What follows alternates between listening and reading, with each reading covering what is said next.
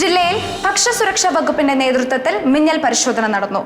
നിരവധി ഹോട്ടലുകളിൽ നിന്ന് പഴകിയ ഭക്ഷണ പദാർത്ഥങ്ങൾ പിടികൂടി. പഴകിയ ചിക്കൻ, ബീഫ്, മട്ടൻ മുതലായവ പിടികൂടി.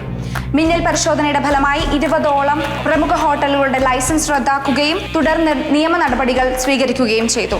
തന്ത്രപരവും ബുദ്ധിപരവുമായ മിന്നൽ പരിശോധനയിലൂടെയാണ് പഴകിയ ഭക്ഷണ സാധനങ്ങൾ പിടികൂടിയതെന്ന് ഭക്ഷ്യസുരക്ഷാ വകുപ്പ് ഉദ്യോഗസ്ഥരായ സത്യശീലൻ, രാഘവൻ, മണ്ടോദരി തുടങ്ങിയവർ മാധ്യമങ്ങളെ അറിയിച്ചു.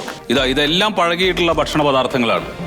ഇവിടുത്തെ പ്രമുഖമായിട്ടുള്ള ഹോട്ടലുകളിൽ നിന്നും പിടിച്ചെടുത്തിട്ടുള്ള ചീഞ്ഞ ഭക്ഷണ പദാർത്ഥങ്ങളാണ്. ഇത് നിങ്ങൾ നോക്കണം. 12 ദിവസം കണ്ട് പഴക്കമുണ്ട് ഈ മീൻകറിക്ക്.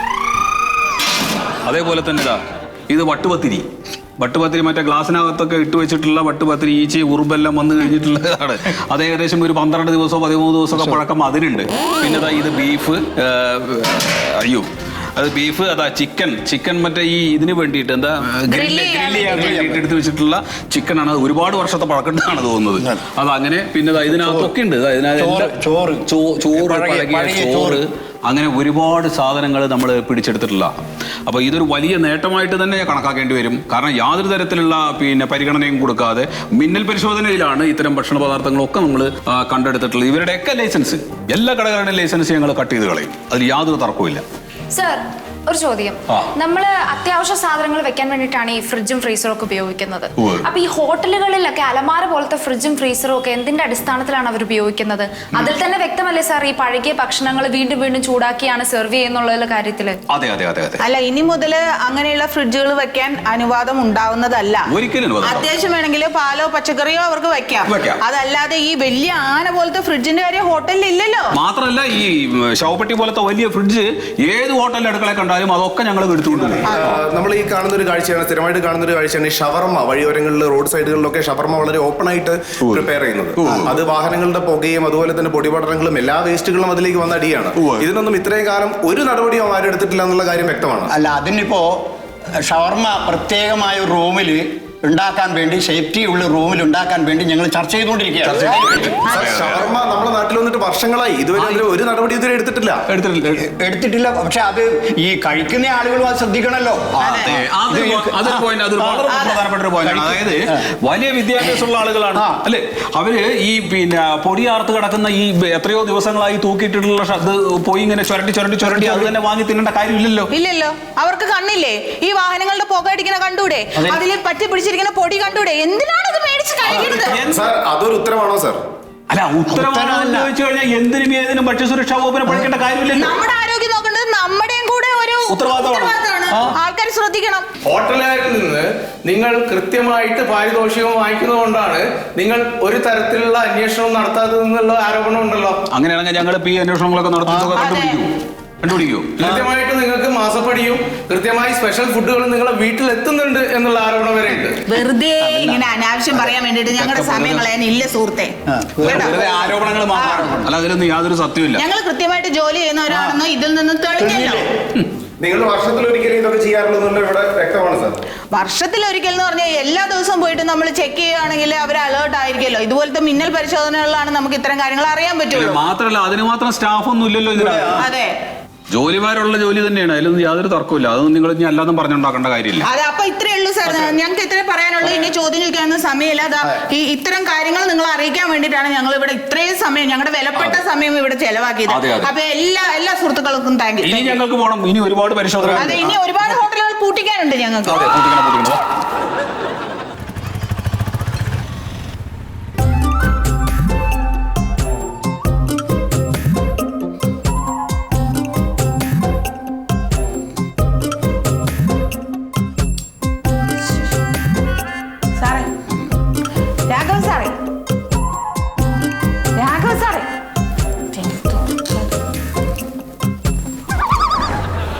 അങ്ങോട്ട് എന്താ ഇത്ര ഉറക്കം?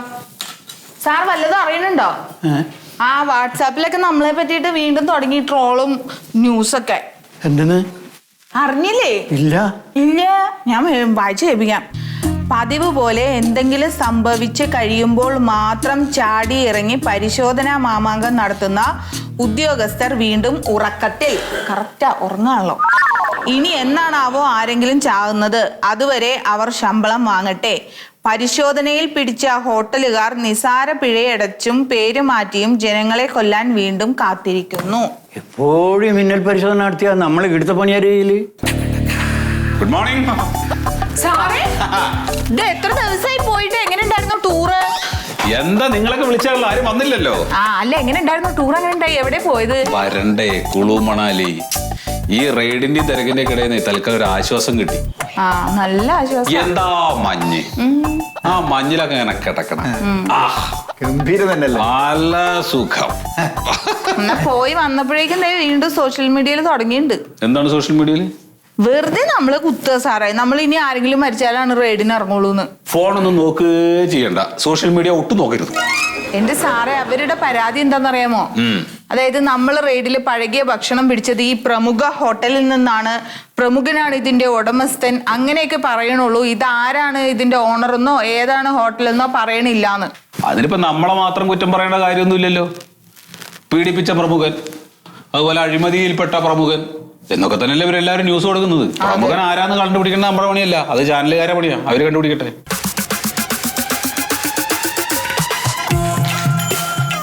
സാറേ, ഫുഡ് സേഫ്റ്റി ഓഫീസല്ലേ? അതെ. ഒരു പ്രതിഷേധം അറിയിക്കാൻ വേണ്ടി വന്നേ. എന്താണ്? എന്റെ പേര് മൊയ്തു എന്നാണ്. ഓ, ഞാൻ കുവൈത്തിലെ 2 മാസം മുമ്പ് ഞാൻ അവിടെ ലീവിന് വന്നപ്പോഴേ എന്റെ കുടുംബത്തിനെയും കൂട്ടിയിട്ട് ഇവിടുത്തെ സാമാന്യം ഭേദപ്പെട്ട ഒരു ഹോട്ടലിൽ ഭക്ഷണം കഴിക്കാൻ പോയി. ആ ഹോട്ടലിൽ ഭക്ഷണം കഴിച്ചതിന്റെ പേരിൽ എന്റെ ഭാര്യയും മക്കളും 4 ദിവസം ഐസിയുവിൽ കിടന്നു. ഓ, അത് നിങ്ങളാണല്ലേ? അത് നമ്മളാ. അതിന്റെ പേരിൽ നിങ്ങൾ എന്താ ആക്ഷൻ എടുത്തിനോ? ആ ഹോട്ടലിന്റെ പേരിൽ എടുത്തല്ലോ, ആക്ഷൻ എടുത്തല്ലോ. അത് പൂട്ടിയല്ലോ. പൂട്ടിപ്പോ 2 മാസം കഴിഞ്ഞപ്പോ ആ ഹോട്ടൽ വീണ്ടും തുറന്നിക്കണം. പേര് മാറ്റിയിട്ട് ആ ഹോട്ടൽ വീണ്ടും തുറക്കണം. എങ്ങനെയാ തുറക്കല്? പുതിയ കട തുടങ്ങിയിട്ടുണ്ടാവും. പുതിയ കടയല്ലെന്ന്, പഴയ കടയെന്നേ. ആ ഓണർ എനിക്കറിയാം. അതെങ്ങനെ തുടങ്ങും സാറേ? അയാള് പിഴ അടച്ചതല്ലേ? പിഴ അടച്ചു. പിഴ അടച്ചു കഴിഞ്ഞാൽ പിന്നെ എന്തു ആവാലോ അല്ലേ? പിന്നെ എന്തു ആവാന്നല്ല, അതേ ഹോട്ടൽ അല്ലല്ലോ കണ്ടിന്യൂ ചെയ്യുന്നത്. പുതിയൊരു ഹോട്ടൽ തുടങ്ങാൻ പറ്റില്ല എന്ന് നമുക്ക് പറയാൻ പറ്റുമോ? അല്ല, പുതിയ ഹോട്ടൽ തുടങ്ങണ്ട, ഇപ്പോഴും അതേ സമ്പ്രദായം അവിടെ തുടങ്ങണേ. അത് നോക്കിക്കണോ? അല്ല, അത് ഞങ്ങൾ അടുത്ത റേഡിൽ പോയി നോക്കാം. നിങ്ങൾക്ക് എന്തെങ്കിലും പരാതി ഉണ്ടെങ്കിൽ അവിടെ എഴുതി കൊടുക്കുക. എനിക്ക് പരാതി ഒന്നുമില്ല സാറേ, ഇതിന്റെ പ്രതിഷേധമാണ്. 4 ദിവസമാണ് എന്റെ ഭാര്യ മക്കളും ഐസി കിടന്നത്. ഒരു 500 രൂപന്റെ ഭക്ഷണം കഴിച്ചാലാണ് 30,000 രൂപ 32,000 രൂപ ഞാൻ ചെലവാക്കിയത്. നിങ്ങൾ ഇവിടെ വെറുതെ ഓഫീസിനകത്ത് വന്ന് ബഹളം ഉണ്ടാക്കാൻ നിൽക്കരുതെന്ന്. ഇതിപ്പോ നിങ്ങളെ കുടുംബത്തിലാണ് നടന്നത്, നിങ്ങൾക്ക് അതിന് കണ്ണ് മനസ്സിലാവില്ലേ? ഞങ്ങൾ ഞങ്ങളുടെ ഡ്യൂട്ടിയാണ് ചെയ്യണത്. എന്ത് ഡ്യൂട്ടിയാണ് ചെയ്യണത്? എന്തെങ്കിലും സംഭവം ഉണ്ടാകുമ്പോൾ അവിടെ ഓടിച്ചെന്നിട്ട് കാര്യമില്ല, അതിന് മുമ്പേ ചെന്ന് പ്രതികരിക്കണം നിങ്ങൾ അവിടെ. ഇത് നമ്മുടെ നാട്ടിലെ മാത്രമേ നടക്കുള്ളൂ അല്ലെ? വല്ല വിദേശ രാജ്യങ്ങളിൽ എവിടെയെങ്കിലും ഫുഡ് പോയ്സൺ ആയിട്ട് ആൾ കിടന്ന് നിങ്ങൾക്ക് റിപ്പോർട്ട് കിട്ടിയിട്ടുണ്ടോ? അവിടുത്തെ നിയമം അതാണ്. അപ്പൊ ഇവിടുത്തെ നിയമം എന്താണ് സാറേ? എന്തെങ്കിലും തെറ്റ് ചെയ്തോ ഒരു ഫൈൻ അടച്ചു കഴിഞ്ഞാലോ ഒരു രക്ഷപ്പെട്ട്, ആരെങ്കിലും മരിച്ചു കഴിഞ്ഞാലോ അത് ആ കുടുംബത്തിന് പോയി. അതാണ് ഇവിടുത്തെ നിയമം. ആണോ? ഹലോ, നിങ്ങൾ പ്രതിഷേധം അറിയിച്ചു കഴിഞ്ഞാൽ പ്രതിഷേധം അറിയിക്കുന്നത് നിങ്ങൾ പൊക്കോ. അതെന്തറിയോ, നിങ്ങൾക്കൊന്നും വലിയ കണ്ണുണ്ടാവില്ല. നിങ്ങൾക്കുള്ളതൊക്കെ ഹോട്ടലുകാർ ഇങ്ങോട്ട് കൊണ്ടുതരുന്നുണ്ടല്ലോ. നിങ്ങൾ അനാവശ്യം പറയുന്നത്. അനാവശ്യമൊന്നുമല്ല പറയണത്, ഇതൊക്കെ ഇവിടെ പലർക്കും അറിയാം. ഇവിടെ ഹോട്ടലിൽ ഭക്ഷണം കൊണ്ടുവരുന്നത് നിങ്ങൾ കണ്ടോ? ഇല്ലല്ലോ.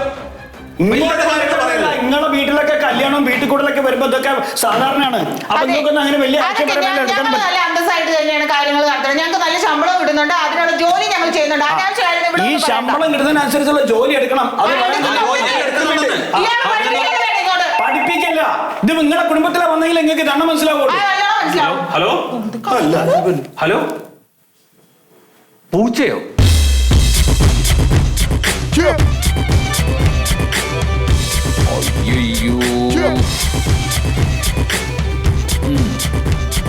ഓ, ശരി ശരി.